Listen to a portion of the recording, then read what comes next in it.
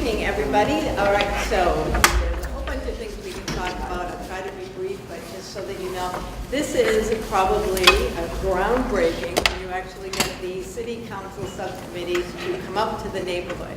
And under the chairman, Jim Milanazzo and Karen Cirillo, we have neighborhood chairman Karen Cirillo, zoning subcommittee chairman Jim Milanazzo, together having these meetings, and hopefully there'll be a series of these meetings. Luckily, LTC is here tonight, thank you very much, so that they will be recorded. The best thing about LTC is every time there's a meeting, whether it's a zoning board, whether it's a planning board or a city council, they're taped. You can watch them. If you can't make a meeting, you don't have to be uninformed. You can watch them. You can share them with your friends, neighbors. We put them on our Facebook pages so people know what's going on. So it's ever being filmed tonight.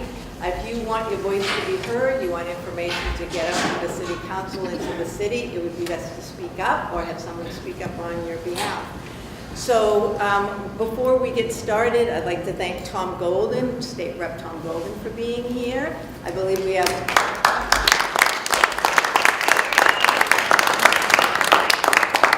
Tom's our main guy here in Pawtucket, so recognize the face, don't forget the name, and if you have any problems, it's a speed dial. We have Rodney L, City Councilor Rodney Elliott in the back.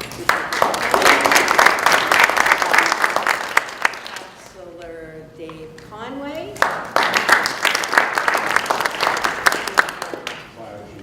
Councilor Rita Mercia. Councilor Rita Mercia. And Mayor Bill Samaras.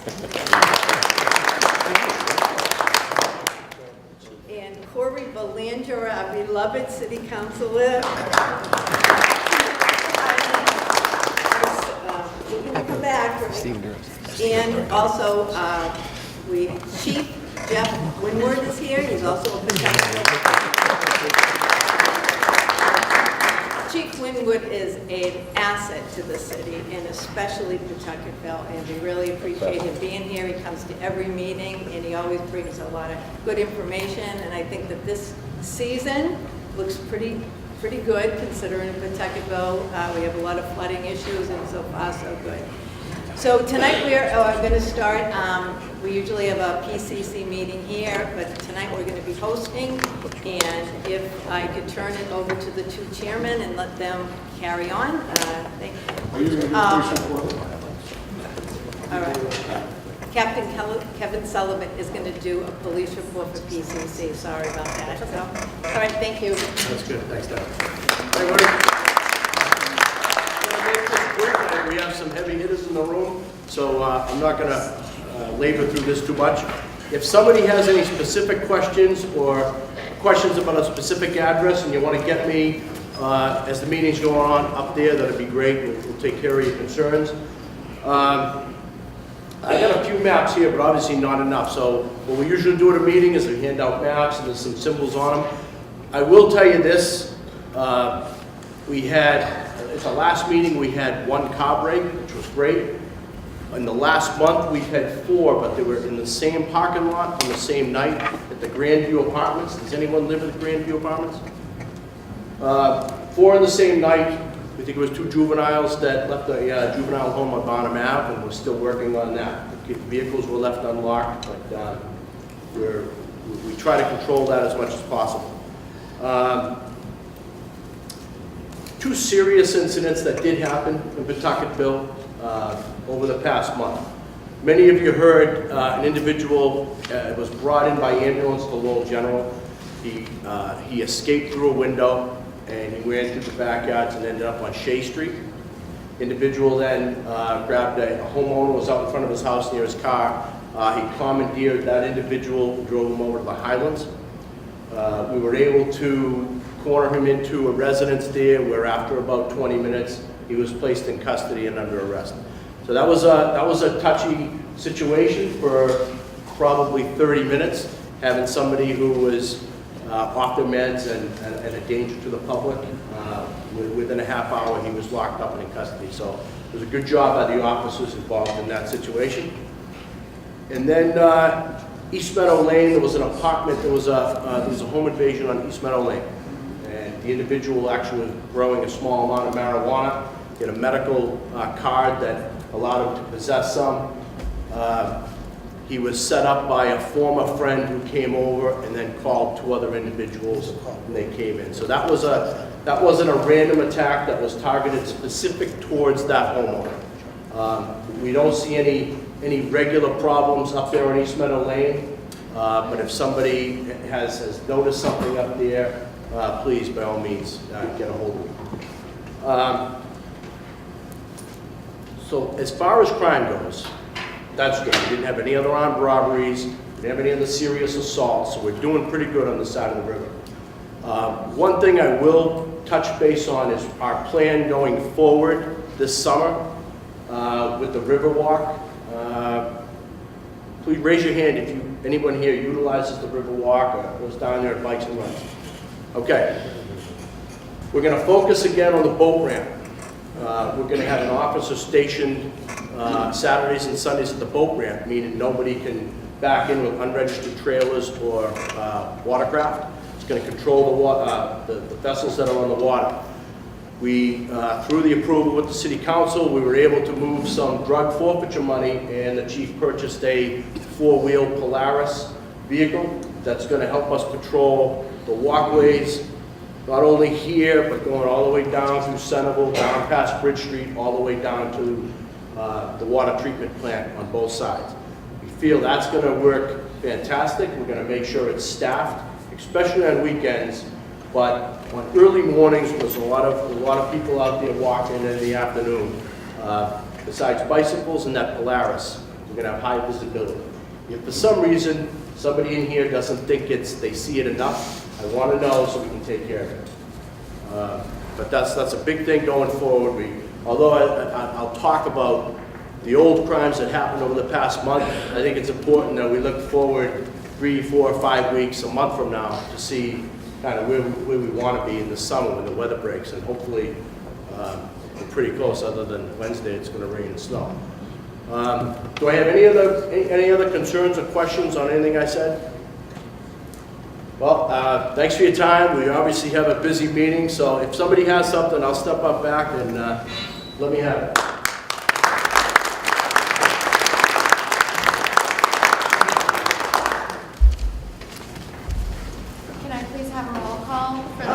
Council Cirillo. Here. Council Leahy. Here. Council Newman. Here. Council Milonato. Here. Council Kennedy. Here. All present. So, good evening, everyone. Thank you so much for joining us. I'm Councilor Karen Cirillo, and I'm the chair of the Neighborhood Subcommittee. And Councilor, what I've done is I followed in Councilor Rourke's footsteps as far as bringing the subcommittee out on the road to the different neighborhoods. I felt that was a fantastic idea, and I wanted to continue it.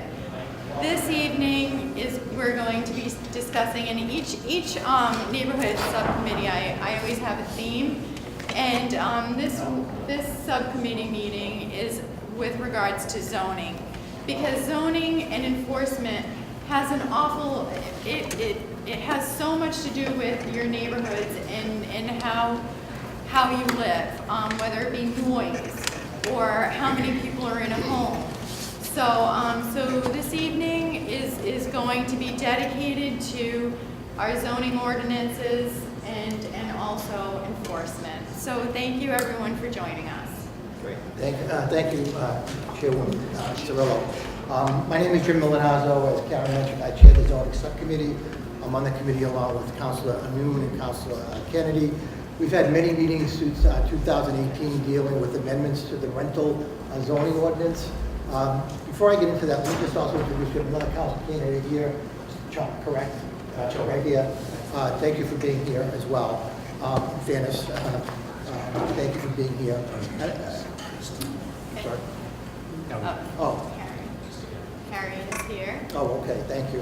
Thank you. We also have our Director of Development Services here, Eric Slagle, and Eric will certainly get up in a few minutes and answer any of your questions. But as I mentioned, the zoning subcommittee was very busy over the last year. We made some changes to the zoning code, but then we get into the rental amendments to the rental ordinance as it relates to any building that has 3 unrelated family members, and that generated an awful lot of discussion. And since our last meeting, which was January 15th, and as I look out and I see my colleagues in the audience, they've all been at every zoning subcommittee because this is very important to the neighborhoods. So that's why Karen asked that we do a joint meeting, and actually with the January 15th zoning subcommittee, there was a motion made that we meet with the neighborhood subcommittee, and I'm thankful that the Pawtuckaville Citizens Council decided to host this evening. But as I look out in the audience, every neighborhood is here. We have some landlords here as well, which I think is important as well, because this is information gathering. And it also comes down to, as we learn at our zoning subcommittee meetings, it comes down to being able to enforce the ordinances that we have on the books. And that's why Eric is here, and we'll certainly bring any of your message back to the administration as we go forward. But it's important that we have the right tools in our toolbox in order to make sure that the quality of life in all of our neighborhoods are not being impacted by things that may or may not, or you may hear about going on. I know there were some issues right here in Pawtuckaville over the last year, which really did generate a lot of discussion at the zoning subcommittee meeting. So again, as a result of the January meeting, we're here tonight with the neighborhood subcommittee. And again, thank you all for being here, especially, again, my colleagues. So with that, if anybody has any other comments that they want to make, Councilor Cirillo? Yes, we do have quite a few candidates for city council. Ty, could you please stand? Harry, please stand. Marty, please stand. Corey, please stand. So that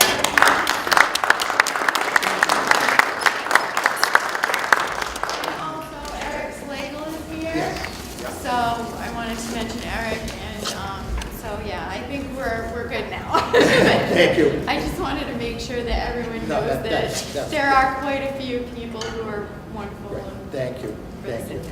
Thank you. My colleagues have anything at this point? I was going to actually ask Eric Slagle to, if Eric wouldn't mind, just to talk a little bit about the history of where we've been as a zoning subcommittee and why we're now meeting here and talking about what we may be doing relative to the enforcement aspect of the zoning. So- Sure. So I'll try to keep it real brief because I know that folks probably have a lot of comments they want to make. But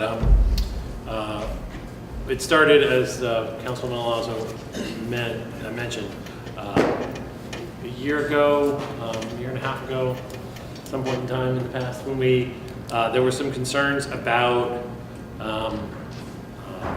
zoning enforcement and the specific clause in our zoning ordinance that talks about no more than 3 unrelated people living in a dwelling unit. So that came as a request from the council to the zoning subcommittee. The zoning subcommittee, as was mentioned, had several meetings on it. And generally speaking, the first meeting was kind of a request that the administration take a look at the ordinances that we have on the books and see if there was anything that we could do to enhance our abilities to enforce those issues, force against those issues. We took a couple of stabs at drafting various amendments to the rental unit ordinance. I think it's fair to say that was met with mixed results. I think there's this issue has generated a lot of comments from a lot of different folks in the community, a lot of different stakeholders. Showed an interest in how we move forward in this issue. I think that the zoning subcommittee kind of took its time to hear from the folks and try to do our best to balance kind of the interest that the city has and the interest of all the different stakeholders in the community. By the end of it, I think that there was the consensus of the zoning subcommittee that we table the proposal that was in front of them and kind of try to collect some more information and see what kind of steps could be taken to do some enforcement without any changes to any of the ordinances. since that time, we've tried to do some more enforcement with the tools that we have. We've taken a look at folks who are posting on various rental sites about renting particular individual rooms. We've done enforcement against properties that are doing that, if they're posting renting individual rooms in a place where we can see it. We've taken enforcement against landlords that are trying to skirt the rules in that manner. So we've tried our best to continue the enforcement that we've always done, which is in response to complaints and concerns that come to us from citizens. We always send out inspectors to take a look at properties and do our best to make sure that they're all compliant with the various ordinances. And so we're here to kind of collect information from the folks who are here, both about specific concerns, if there's specific properties that for some reason haven't bubbled up or haven't been resolved, we're glad to obviously take a look at that.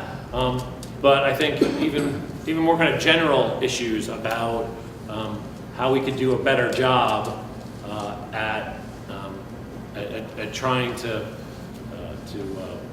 make sure that the neighborhoods are maintaining their character and that they are and that our inspectors are out there doing what work that they can to try and make sure that things are. We came away from the last meeting, I think Councilor Elliott, not to put him on the spot, but I think Councilor Elliott said this best, that we already have an ordinance in place, we just need to enforce the ordinance that we have. So that's why we're now here listening to both subcommittees, the neighborhood subcommittee and the zoning subcommittee, along with our director of developmental services, to talk about, are we doing that? Are we doing a good job enforcing the ordinances that we have in the books? Or do we need to continue this discussion about amending the rental ordinance that we have? Again, we talked about the 3 unrelated individuals, we talked about registering the property within 30 days, and we talked about making sure that Eric's department had enough staff people on board to go out and enforce the current ordinance. So that's why we're, again, here this evening to really talk about and listen to you all as to whether or not you think we are doing a good job, and does the zoning subcommittee meeting need to get back to the table and talk about some of the changes that were in I think this is the 3rd draft that we, again, with your input, we brought back to the zoning subcommittee. So with that, I don't know, Councilor Cirillo? Yes, this is why I'm having this neighborhood subcommittee meeting out in the neighborhoods, because it's so important to hear from you. And I also wanted to mention that I just put a motion on for us as a collective, the city council, police, fire,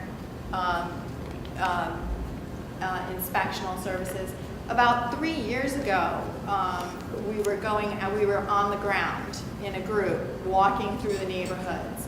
It stopped, and I don't know why it stopped, but I want to bring that back, because I feel it's important to have us as a collective walking around with the neighborhood groups and neighborhood presidents to say, okay, look at this area. We want you to see this area of our specific area of Lowell. I feel that it's so important for us to get eyes in the areas that you see that you have issues with, that you can show us. So there is that, and this is, I think it's another way of getting the city council more engaged in the community, and that's the goal.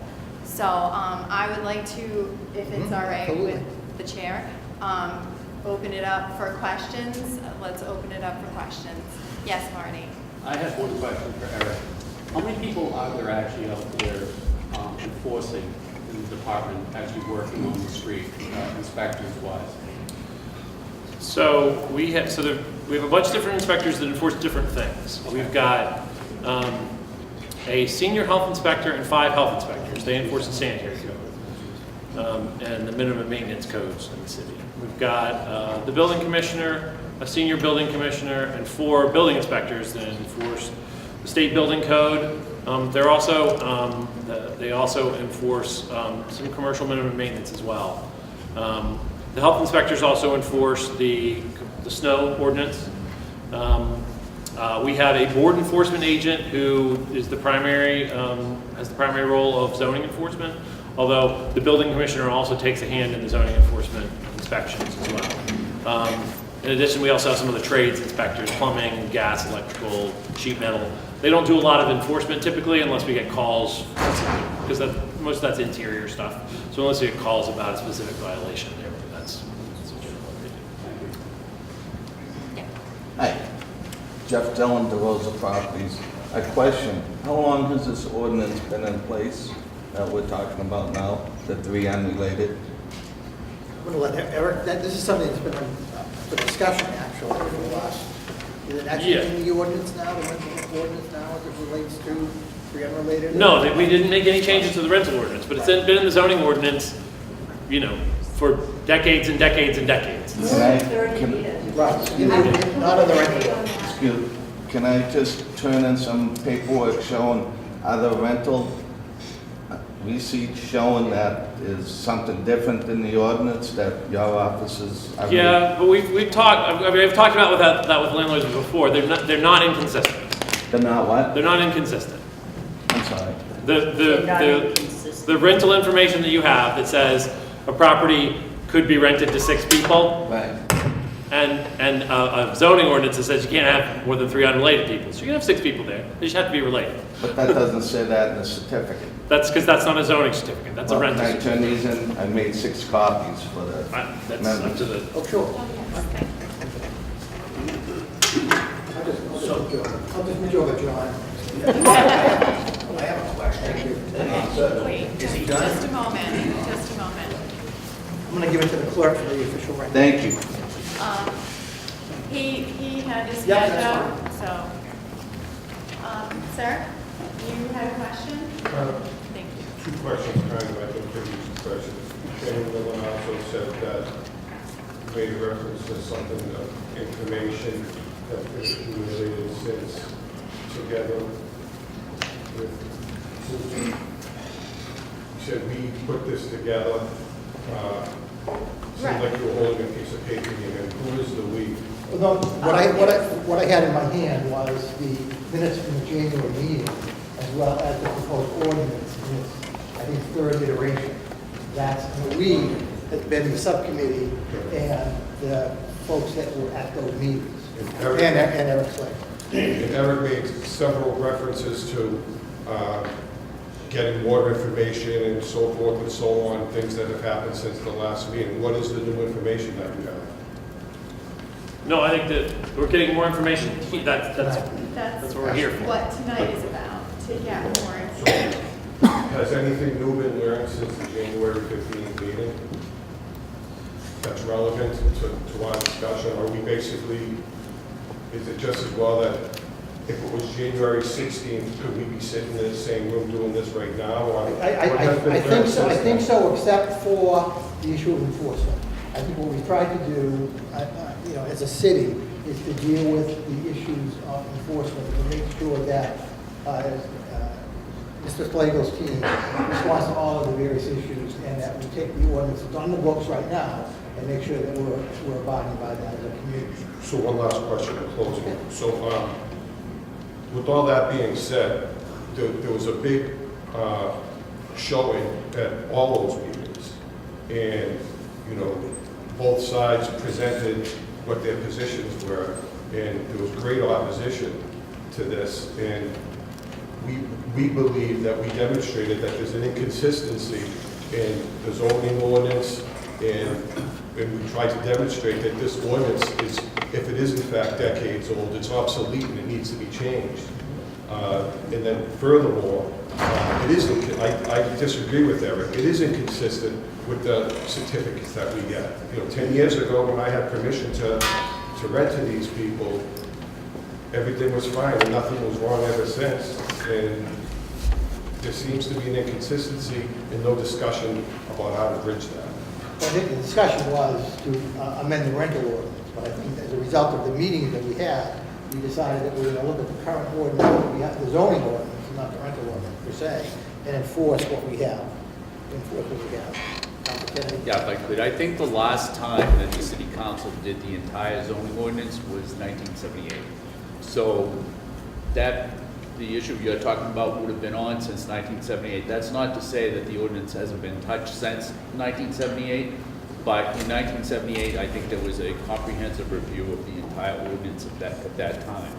If there are inconsistencies since that time, that is about the enforcement of the ordinance, not the ordinance itself. It doesn't mean that they're incompatible with each other. It just means that the city has failed to enforce the ordinance the way that they should, which is kind of what brought us here to this point. Right, plus the aspect of the state sanitary code and how that relates back to our ability to enforce. Then lastly, on those health certificates, it makes a reference to an ordinance put into place like in 1971, and I've asked what that ordinance is. Now, I'm not an expert at looking through the city books and everything, but I couldn't find it, and no one ever told me. I asked for that answer. You know, that's on the certificates that you give us. It makes a reference to an ordinance. So what's changed? Again, it sounds like Eric is of the opinion that nothing has changed, and again, it comes down to enforcement. But I mean, I'd be more than happy as the chairman of the zoning subcommittee to reach back out to the city solicitor's office to pull that 1971 ordinance and see what the inconsistencies are and whether or not they actually need to be language changes or getting back to enforcement of the whole thing. Yeah, if I could, all you have to, you can just Google Lowell, Mass zoning ordinance, and the whole ordinance will come up. Likewise, you can do the same thing in the zoning map will come up, and then, you know, you can print it out or whatever, but there's no, there are no old provisions that would not be included in that. So whatever you Google, that is the ordinance that the city uses. Just a minute, Yeah, I do have a question. If somebody buys a property and it's a 3-bedroom, 1 bath, and then they put 2 bedrooms and another bath in it without taking a permit, what is the recourse from the city of Lowell? Do you have them rip it out? So that's actually a very good question. I hate to say it all depends, but it does all depend. So what generally happens in a situation like that, we get a report that there's been work done without a permit. Inspectors will go out and try to verify the report. We have to do an investigation, we have to make a determination. If they do make that determination, we offer kind of a couple of different remedies to the property. Number one, rip it out, okay? Take it back to where it was before you did any of the work. You have to pull permits if you want to do work. The second is, if it's possible for us to do inspections on the work and inspect it, sometimes that requires selective demolition. You have to take down a wall so the electrician can check the electrical wiring. You have to pull away so we can check the plumbing. Our inspectors are willing to go out, let you do selective demolition so we can make sure that it was done up to code. You still have to pull permits, but they can legalize work that was previously done. The consequence of that is a triple fee. So off the top, you have to pay a triple permit fee. So if your normal permit fee would have been $200, you have to pay $600 for that permit. And we also, if people are non-compliant, we have the authority to issue other fines under the state building code. That said, does that reflect on the deed? No. So if they added another bathroom and 2 bedrooms, it's not going to show up on the deed that it's a 5-bedroom, 2-bath now? So I guess that touches a couple of things. Number one, the deeds don't generally reflect what the house consists of on the property. They're just talking about meets and bounds. Well, the city of Lowell has on the GIS site. So the assessor's office, Yes. when they go out and do inspections, and they have to do inspections of property in person in a certain time schedule, they will record what they find at the property.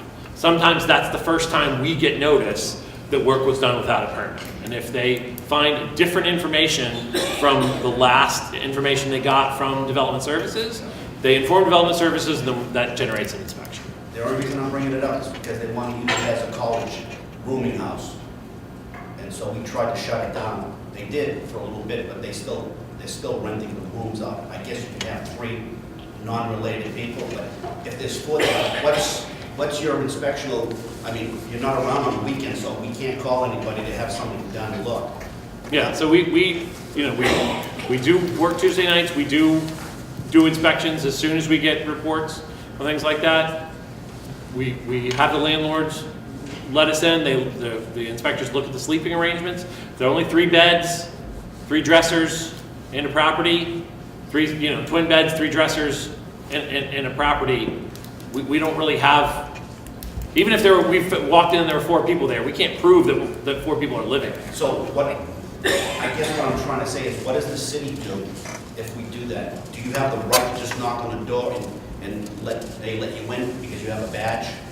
Or you have to make arrangements with the landlord? So there's 2 different answers to that, which is we, like any other public official, we don't have the right to just walk into somebody's house. We don't, without getting a search warrant, which is very difficult to obtain. So we rely on 2 things. We rely on tenants letting us in, or landlords arranging to let us in. My inspectors don't have guns. They're not. We don't try to force our way into properties. So we do rely on those folks letting us in. If we have sufficient information and the landlord is refusing to let us in, we can sometimes issue fines and start trying to compel compliance that way. But typically speaking, we have to rely on folks. So you have a hotline that we can call? So the 978-674-4144 is the number for development services. We will respond. The building commissioner is very committed to responding to these as quickly as possible. We usually have a couple of inspectors go out when there are concerns like this. So we have 2 sets of eyes. You on can it. email any one of us with the city manager's office, but Council Cirillo has it. You want to know what the address is? Yes. Yeah, this is the one, Milton Oswald knows what it is. Okay. It's 25 West Fifth Ave. I know which one it is too. Okay. We've been out there All right, multiple times. The only reason I say I is wanted because, to you know, make it's kind sure of that tight on we that knew. street as it is. I mean, I have the biggest driveway in the neighborhood, so I don't care, but if you want to get a fire truck down in, there's cars on both sides, you're not getting by. Right, okay, all right, thank So you. that's Just as not long fair. as we know. Yeah, it's Before we take not fair another question, I'm gonna ask- for the, Actually, ask Chief Winwood, who's been in all of our zoning subcommittee meetings, if you could just touch upon some of the rooming house issues that you've come across, from the fire department standpoint, and what tools you have in your, again, toolbox to help with those issues. as it relates to some of the rooming house. Sure.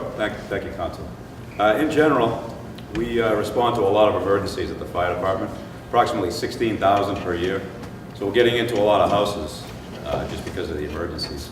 And when the firefighters see things that are against the building code or against the fire code, the sanitary code, they'll report it to our fire prevention office, to Eric's office, and we'll follow up and we'll force the landlord to make any repairs of any fire hazards, missing smoke detectors, blocked egress, things like that. If there's a fire and there's damage, we'll follow up with a building inspector and a fire prevention inspector to make sure that the building's brought back up to code before people are back in the building. In general, as far as college students, when they're in a dormitory that's run by the university, it's a very safe place. The dorms are sprinklered, they have working smoke detectors, they have automatic notification to the fire department if a smoke detector trips. We actually get in the dorm rooms once a year and we can inspect them and make sure that the detectors are working. When students move off campus into apartments, we don't always have the luxury of getting in and inspecting these places. So sometimes people take detectors down, they don't replace batteries, they might have blocked egress, they might have some trash up against the building. And oftentimes there are young students that have never lived away from home, and there might be alcohol, they might be involved, they might be impaired. So some of the off-campus housing, we've had fires around the state in some of these places that have tragic endings. But in general, the dorms are a little bit safer. They have resident advisors at the college that keep an eye on things, enforce the rules of the dorms. Campus police often respond to different emergencies, noise complaints in the dorms.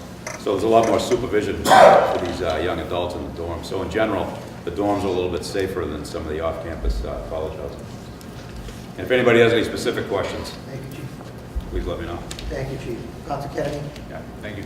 The number that Eric gave you, that's just the number to get into City Hall. That's not a hotline number. But a hotline number, that seems like a good idea to me. I think maybe we should think about having a hotline number at City Hall for code enforcement issues. Yeah. So What we do have is something that's on that, you can go in and write a little note and send it to all the city councils, and that's kind of the same thing, but everybody isn't able to do that, but everybody would be able to call the hotline number. There is a hotline. Your question right here? You give your hand up, I'm sorry. Oh, okay. Oh, Deb, sorry. Can I ask one thing? What I want to know is when the inspectors do go, and you have a fourth person that moved in and was belligerent to the neighbors and doing things down the other end. What do you do to get that fourth person out? Yes. Unrelated. Yeah, so if we have a situation where we've gotten into a property and we made the determination that there's a violation of an ordinance of some kind, our option, quite frankly, is to issue fines. We tell the landlord that they run the risk of having their occupancy, revoked, that we're going to issue fines. We could shut down the building as a whole. Those are really draconian kind of measures, and we try not to do that, but those are the kind of the options that we have to try to compel compliance. But in your case, you would contact University of Lowell, and they would take care of it. Follow the university? Yep. Campus police. Or you could call the police. You could call the Lowell Police Department, and then they would get in touch with UMass Lowell Police also. So I think the easiest thing to do would be to call the police, the Lowell Police. So there is a protocol between the City of Lowell Police Department and the university police, where if the City of Lowell Police Department gets a call and they go out and they believe that it's UMass Lowell students that are involved in the call, they immediately report it to the campus police, who go the next day to assess the situation. And my understanding is they can issue violations of the policies of the university, even if they're living off campus. Yes. So can you hear me? Yeah. Can you hear me? And then this woman. Alright, so, thank you. Officer, I'm sorry, just a moment. Deb, then you. Okay. So the best part about January till now is that by that being on TV, it made so many people aware of what's going on. And we have an education going on, is that number one, we know you can go on Facebook Marketplace any time of the day and see the violations. So what does that bring up? Education. People are not being educated on what Lowell allows in its city. So there has to be a campaign that the City of Lowell lets everybody know that we have ordinances. That's our job. So I don't know how that gets communicated, but everybody in this room, we actually, it started to be like a hobby. Go on Marketplace. Well, there's 10 violations right there. 7 bedrooms, this is terrific. In-law potential, terrific. Anybody in here can go on Marketplace and see violations every single day. And if we see it, and you see it, how do you stop that? You have an ordinance, you went to the trouble of putting it together, and then you see people actually advertising against it. So that's job number one, you know what's going on, and you do know what's going on because we send you emails, we send you copies of it, we tell you this is about to be a violation. So you're pre-warned it's happening. And so what do you do then? Do you courtesy to that person?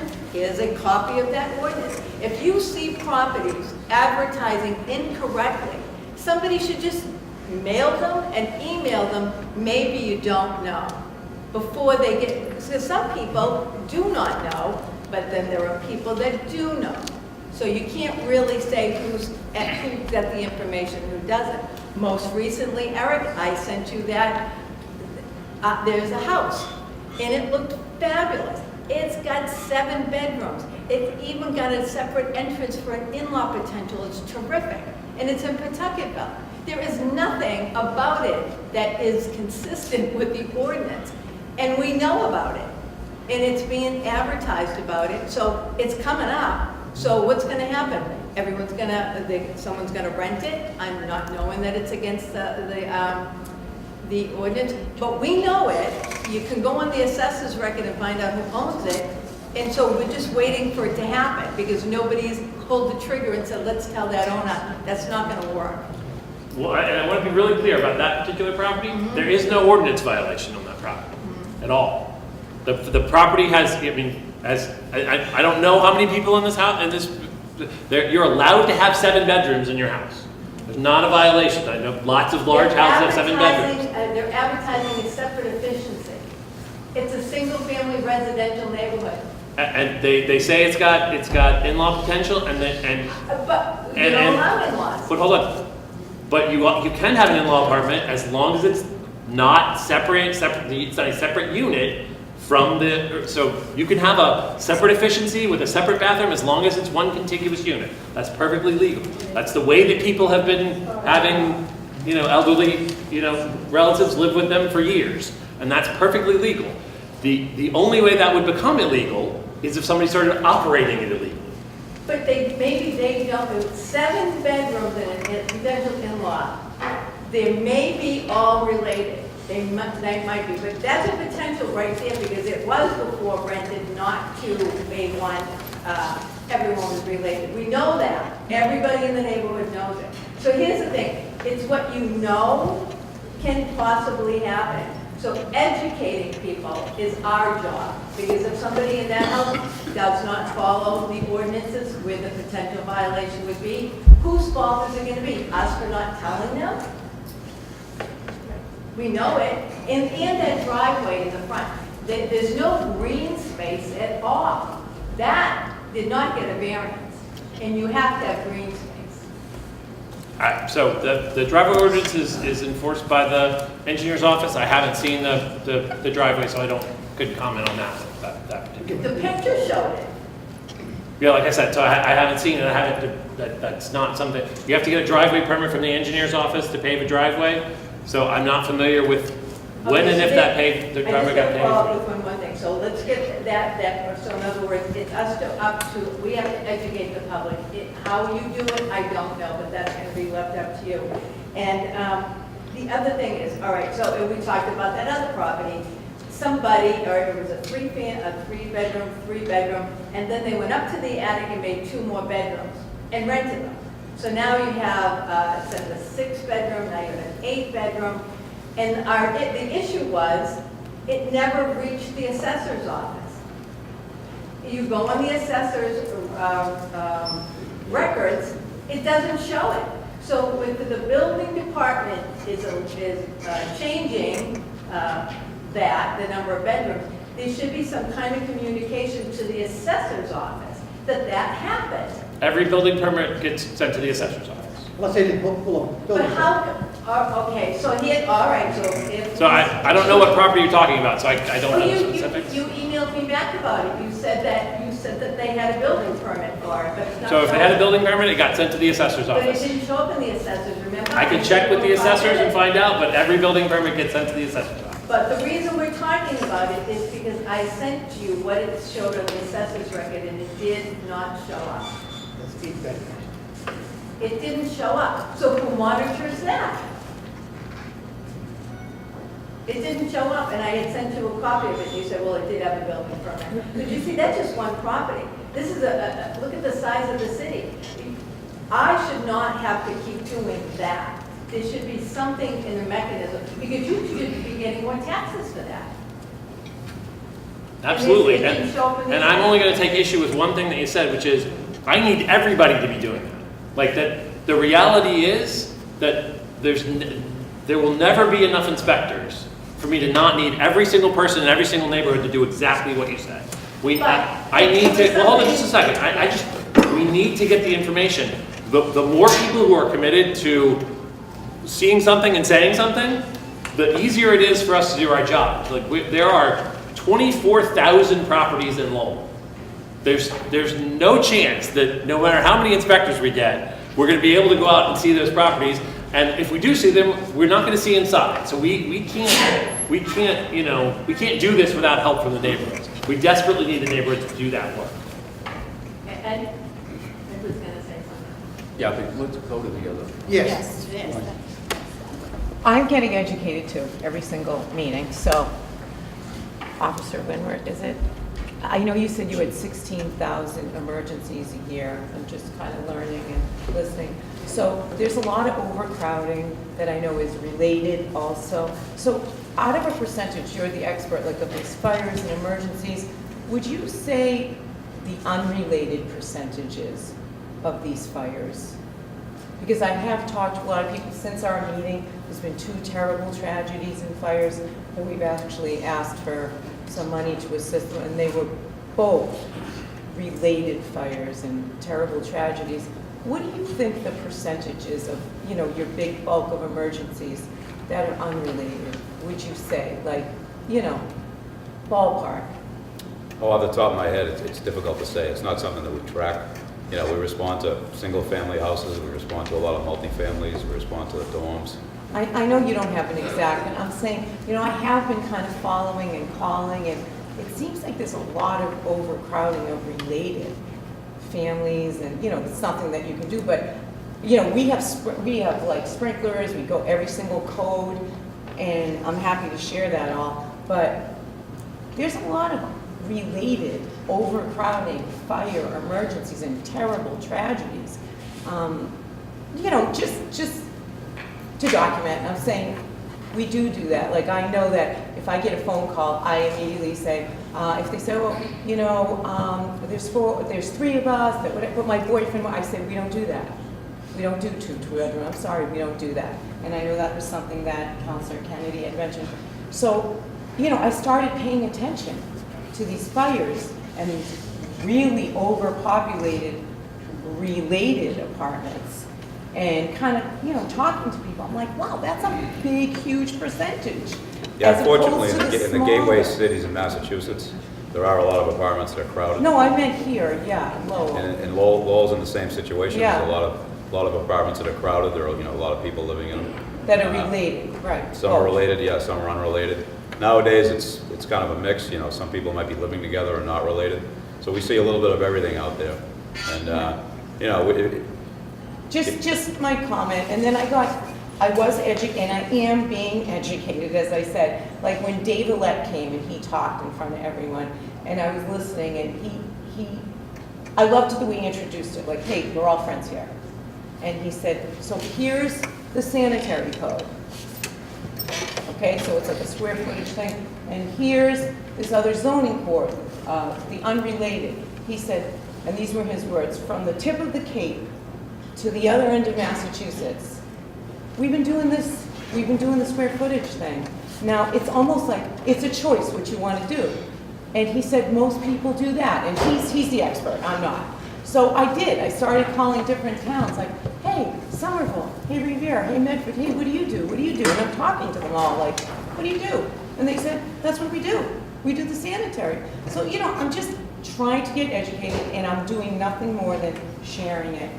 And also, lastly, there was this suggestion at the last meeting, the January meeting, you know, to have this joint meeting, Councilor Cirillo, you know, that you, and so, because that was the theme of tonight, the zoning and the ordinances, and it was suggested and documented at that, why didn't you let me know? I didn't know. I think all residents blow all the time. Like, I didn't know, I didn't get. Maybe if you weren't a resident, you blow, you didn't hear. No, well, even residents, like, why didn't we know? Like, we were part of that big theme, you know, that was the theme of tonight. It's not like a chance topic. That was the topic. And as you said, respectfully, we were all that there. We were in it. It was all of us. Why didn't you just let us know? The notice went out to all the neighborhoods. I didn't, All well, I mean, of them. I do. All of the I do neighborhoods get, were I do notified. get, as the secretary of the Lowell Property and Business Group, everything. I didn't get this. Well, again, we do have your name and address, so we can, through the clerk's office, we'll make sure that you do get it. Yeah, no, I've talked to Mr. Geary, and we're supposed to get it. I'm just wondering, so why didn't I get it? Counselor Cirillo. That goes without saying. I'm sorry, I'm It would not not sure, be up to but you. it It went. would not be it up I to went you. through appreciate it. all For the- next time, I would it really went through appreciate all it. the- Thank all you. the neighborhoods. It's It's really not up to the important. chairman of the subcommittee to decide. I appreciate it. You have your hand up again? Oh, I'm sorry. I'd like to ask another question, but let Okay. the new Reynolds go. I just want to know if you can possibly work with the enforcing the parking, the rules in the neighborhoods, they do not, and if you do call them, they won't, I've been told by officers that they don't have to enforce them because they are the law. And I've informed them that they're law enforcement, not the law, and they need to enforce these ordinances, but they won't. And it is really difficult. Does that relate to sticker parking, basically, or is it just? Or when you have your reserve sign, Okay. they don't enforce any of it. Okay. They don't enforce where people park, they Okay. park right up against the corner, so no one can use the handicap access ramps at all, okay? And that's what you have to be 20 feet from the corner. They don't park, they just don't care, and when there's, at least I live on 4th Avenue, so it's a pretty wide street. So if there is a parking there due to snow, you can still get South 4th Avenue. But what happens is these people then, they can't park on their street, so they park in front of my house. Then, when they have to take themselves out, the car doesn't get cold, they have to take themselves out, they throw the snow into the middle of the street that's already been plowed, or onto my sidewalk, which I have already done. And it's just like, and you can get the police on you want, they say, no problem. We'll follow. So they really need to, follow those. Can I just add to that? So Councilor just, Leahy? you should, when you call the police department, if you don't get the answer you want, you should ask to speak to a superior officer. Oh, I had them come up after I called And about the. they're not really doing much for you? You have to get on time and file a Crawford complaint. Avenue, okay, that are multi-tenant and. Yeah. While their driveways up onto the top of the hill on 4th Avenue. I called about that and that. Then I called about them throwing the snow into the street when they're digging their cars up. So at that time, they called, sent out the supervisor, and he just said, what's your problem? All right, we'll follow up because I call a lot about the parking on the corners too. And so we'll definitely follow up on that and make sure that it's enforced. Yes, absolutely. This young lady, then Mr. Flynn. Hi, I'm Caitlin, student 90 Festival, and this is the first I've heard of any of this. It's not really advertised on campus in directly from the school and advertised. So I guess my question is, what's going to happen to us with this student? I know it is an issue with parking and zoning, but I think it's an issue that we're kind of unaware of. I know we see a completely different side of all this. So I guess moving forward, like, what would we do if we had a court meetings? That's a very good comment and question. And again, our city manager, Eileen Donahue, does coordinate and work very closely with Chancellor Maloney. But again, I would ask Eric to respond to that as well. Yeah, so we, so our goal is not to be punitive to students at all. That's not the goal. Unfortunately, there are some landlords who are pushing the envelope with what they're allowed to do. And so if we have situations like that where we believe that there's going to be a student that's displaced because of some enforcement action, we try to reach out to university services as soon as possible. They have done a great job in the past. There's typically speaking, they have beds that are available to move a student into. We've had to shut down rooming houses and had students displaced, and the university was able to accommodate them on-campus housing. Every time we've had a displacement that we believe was a UMass Lowell student, we've done our best to reach out to the university so that they're aware and can try to provide services for housing, whether that is on campus, or I do know that sometimes they have arrangements with some off-campus housing as well. So we do our best to try and ignite. I mean, we're really not trying to harm the students. On being forced out, tuition is now $30,000 a year living on campus is beyond expensive now. It's just really not feasible for a lot of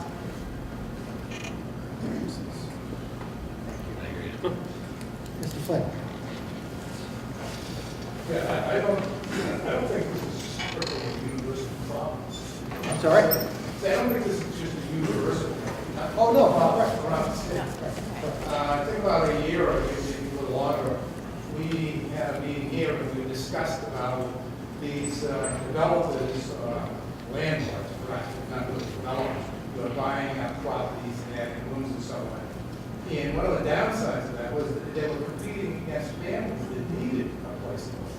You know, and they were taking the houses that were affordable off the market. And we had discussed about, you know, maybe putting something in the ordinance, maybe in the definitions or whatever, about requiring that to have the three unrelated people that had to be an owner-occupied residence, which at one time was actually assumed that's what the ordinance meant. And we had discussed about that being put into the ordinance, that to have the unrelated people, it needs to be an owner-occupied ordinance. And I think we also discussed about if they were renting a house out, that it would be technically a business, and they should redefine the parking, that each room would require, you know, maybe 1.5 or 2 parking spaces, because most likely you're going to have 2 people in each room. And require them to provide off-street parking and those sort of things, you know. Get into the definitions, get into the meat of, you know, without changing the ordinance, define it better, so there's no ambiguity. And then it becomes more enforceable, you know. But anyway, I was wondering that in the definition about the owner-occupied to allow the 300 people, that didn't get addressed. I don't believe it has. I don't recall that ever coming up at our subcommittee. I mean, it's an interesting, I'd have to run it by the law department to see whether or not, I mean, property owners have rights, and so we'd have to take a look at it. But if a place is becoming rentals, they should put another, like I say, the definition for, to cover that. You know, I mean, you shouldn't be saying, well, you can't do it, but you should say, if you're going to do it, you have to do it in a way that doesn't harm the rest of the neighborhood. In other words, get the off-street parking, have X number of square feet per lot, you know, provide them with the media or whatever. And if they can't do it, they can say, no, you don't fit it, you can't do it. If you want to do it, go to the Board of Appeals. That way everybody gets to see what they're doing. Mr. Flynn and this gentleman over here. Okay, Mr. Dillon, Yes. you look down. Thank you, In sir. that suit. It's a part-time job. We have builders, business people, who are doing what makes sense in their minds. And I don't blame them. I do not like the fact that properties get overdeveloped and a 2-family really becomes a 3-family because they're throwing this on the 3rd floor. They carry 4 people. Then you have a 1.5 story becomes a 2.5 story on a 2,400-foot lot. And there's no parking. That's an issue. I hear them when they speak act like they are providing for the students. Well, they're making a good buck on the students too. They're doing what their business is. I don't have a problem with that. What I have a problem with is we have ordinances that aren't enforced. Mr. Slagle at one meeting with the subcommittee earlier, well, it was last, not earlier this year, and he spoke and said, once they own it, they can do whatever they want with it. Well, that's not really what it's supposed to be. And then we go to the zoning board, and the zoning board says, well, we're not the enforcement agency. That's not our problem. So we give multiple variances on a small piece of property that's going to be overpopulated. And then we have one department doesn't talk to the next department, doesn't, as Mr. Slagle says, well, that went to that person, and that went to that, and nobody has a central point with all of that information. So I guess Mr. Slagle was right. they can do whatever they want. Thank you for those comments. Can I This just- gentleman here first. I just heard a few different scenarios tonight. I'm really confused. I'm not sure what the girl in the back said, but are you talking about renting out individual room in a house or the house as a whole? Like if there's 4 roommates in a house, is that an issue? If they're not related, that is a violation of zoning. In a single-family house. So is it a lodging house or is it a house? What is it? They're violating the definition of family that's allowed in a single dwelling. And so the remedy for that is you either only have 3 unrelated people there, or if you're in a zone that allows it, you file for a rooming house license and try to become a rooming house, and that requires lots of different steps in front of lots of different. I was just confused that everybody was saying like, you're renting a room here, you got 7 bedrooms there. I was like, I didn't know what, we're all over the map here. Well, yeah, I mean, it is, there are landlords who do try to rent rooms, individual rooms to students. That's not okay. That's not allowed. That is the classic sign of running a rooming house. Unless you have a rooming house license, you're not allowed to do that. So the minute we see that, we go out, we tell the landlord, we shut it down to 25 West, what was it, West? What do you thought? West Fifth Ave. That house was shut down. It's still happening anyway, so by the way. Yeah, well, and People live in there, but nobody wants to do anything with the city. we've been out there half a dozen times. And Yeah, they're trying to say that the girlfriend and the boyfriend are one pair. They're not married. One unit. The evidence that we have is there's only 3 people living there, and there is a frequent overnight guest. And that's the evidence that we have based on sleeping. I mean, there's all, we are doing our best. We have been on the property multiple times. Councilor Kennedy? Thank you. Eric, you mentioned earlier, and I think Mr. Flynn was talking about this too, that when somebody comes in with a building permit, then you send it to the assessor's office so that you give them a heads up. Yes, every building permit that gets pulled, the assessor's office gets a copy. But you don't hear back from them, do you? You don't hear back that they've changed the assessor's card to make it reflect. If I had a 4-bedroom house with 2 baths, and I added another bath and 2 bedrooms to the 3rd floor, and I would go down and get a permit, and then you would send that to the assessor's office, right? And the assessor's office should change my card to reflect that, which should up the assessment. But you don't know that they ever do that, do you? In other words, there's nobody that sort of follows up on this to make sure that we're... I think that's fair. And we issue about 15,000 permits a year. So there's a lot of permits that go through. Some of them don't have anything to do with the assessors, but some of them do. Well, we could probably do a much better job with that than what we're doing right now, it seems to me, because I do think that you get the impression that that everybody's not talking to each other as much as they could on this issue at City Hall. And so it probably could be, the system that we use could probably be improved upon, especially since this is an issue that's been going on for a long time now. Yeah. And it only gets worse and worse. And so I guess that's something that the city council should probably take a look at is maybe, or the city manager, changing the way that system's done. Regarding boarding houses, I think that we have just 10 or 12 boarding houses in the whole city and that are licensed. And none of those are in Pawtucket, not one. And that's a lot less than what we used to have. We used to have many more boarding houses, but now that's all we've got. Boarding houses is a tough business. You know, you've got to get your rents on the day the checks come out, and you got to be on top of it all the time, or else you're not going to do very well. But there are no boarding houses in Pawtucket right now. Eric, I'm going to help you a little bit. I know that many times in the past, maybe I'm going to help you a little bit. When I do an extensive renovation, when we have to have our building card signed off, one of the signatures has to be the assessor. I know I've had to do that several. I'm not saying it's you. I'm saying No, that at I'm City just Hall, saying we're that's- not that's- following up to make sure that the assessors cards are updated. And if we did that, we would know, all right, this is, not that it's 5-bedroom, single-family with an efficiency, which would be illegal, we know that this is a single family and that's it. And everybody, That's that would what I'm almost saying. spelled out. What I'm saying is, I'm not saying this as a personal thing. I've had experiences when we do an extensive renovation, that, you know, we have to get the plumbing inspection, electrical inspection, all the light department. One of the signatures I had to get was the assessors department before the building department signed off and gave the occupancy.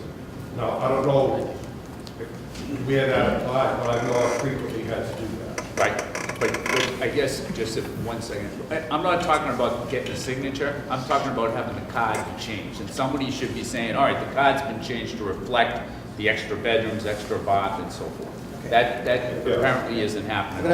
Eric, Sandy, this young man. So, no, I did want to say, based on my experience going through this stuff, our work with the assessor's office is generally very good. That I have very rarely seen situations where we've had a building permit issued and the assessor's office for some reason hasn't gotten it into the system. So that is a rare exception. We did have an issue at one point in time where the assessors were noticing changes and there was a lag before we got the notice. And we did amend the kind of the policies so that we were getting those notifications much sooner. Sandy? I think some of the confusion is when a state, or not a state, when a sanitary code inspector goes out to do an inspection. If the building is empty, they inspect it to what they see. If a room is larger than an 8 by 10 and say it's a 4-bedroom, and one of the rooms are very, very large, and that owner challenges that because of the square footage, I could put 4 people in that room versus 1. Then as the inspector, that's what I have to put on the certificate, correct? Right, the numbers that are on those rental certificates are based on, and there was a response we provided to the council that talked about the square footage numbers in the sanitary code.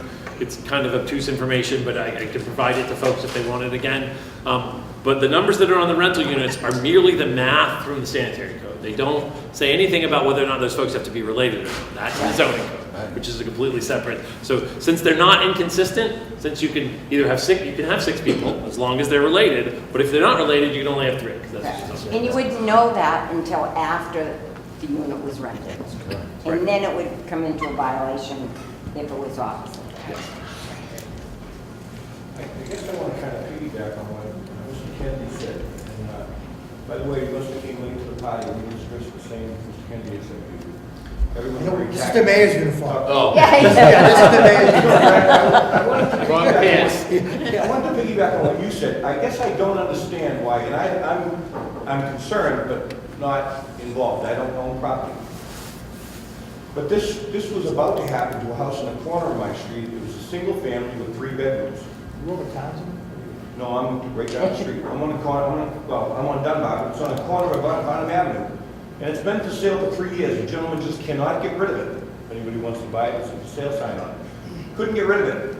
So the neighbor found out that he was trying to put bedrooms in and make it a boarding house.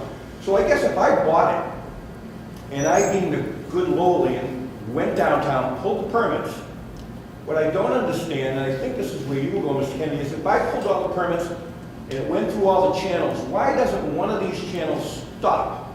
I understand it's a little bit more tedious, but it sounds like everybody that is involved in codes and passing all these, to get your certificates and your card signed off, why isn't it at least made mention to you, excuse me, Mr. Saber, you are aware that you're adding 2 bedrooms to a 4-bedroom, 1.5 bath house.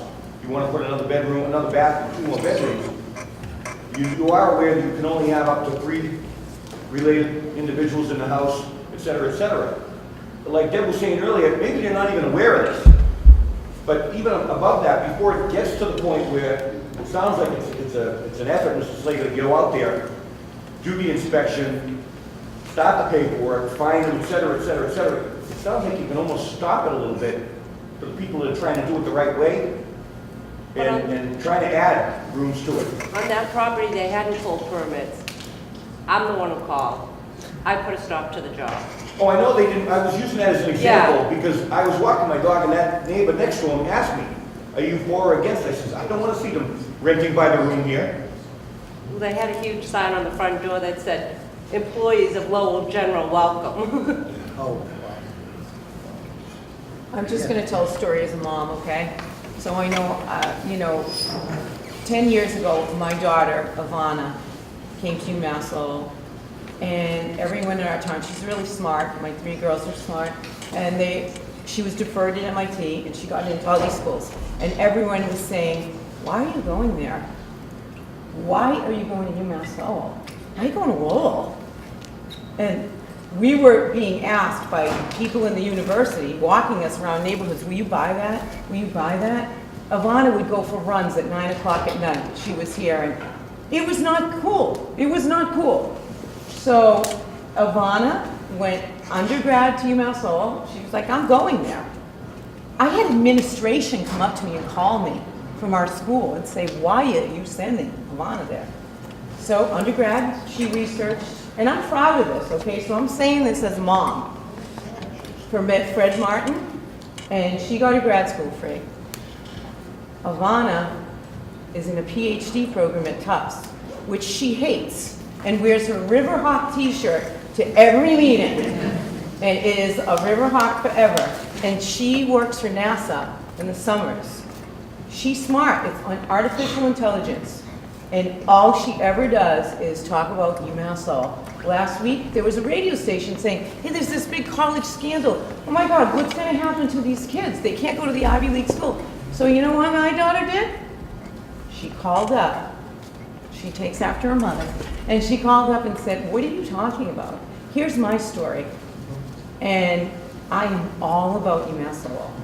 I'm so proud of it. I will never know. She hates where she is right now. She just doesn't like, she likes the school, but the point being is, she says the people that I got involved with, she got involved with Kappa, she got involved with everything. I am really proud. And 10 years ago, people were asking why she went here. They don't do that anymore. So I know there was a gentleman that was talking about us. I'm kind of proud of the little bit that we did for that. Okay, I'm proud of it. Thank you for this comment. I'll go here and then I'll go there. I just wondered, we had all agreed in private meetings that the request to enforce these ordinances aren't about any profession at all. So whether the people living in these units are UMass Lowell students or they work for a Lowell General Hospital, but it's not about anybody's profession. It's about the effects on the neighborhood and the safety issues. Correct. Yeah. I think we're going to make this the last question, if that's okay. We're pushing on pretty some time. Hi, I'm Scott. I was just kind of going off that. Although this doesn't specifically target students and being three more people unrelated, it indirectly kind of does, because I mean, of course, people rooming together at a school most likely aren't going to be related. I mean, that would almost be a miracle. Well, my main question was, rather than just try to not allow it to happen at all, if like the specific problems could be attacked one at a time rather than just kind of kicking out all the students, like if there's a parking problem, then just maybe requiring students to park at the parking lot. Like, I'd much rather have to pay the amount to park at the parking lot rather than have to pay a ridiculous amount of money to go to the dorms. And not to mention the dorms don't have enough room for everybody you must Lowell to live there.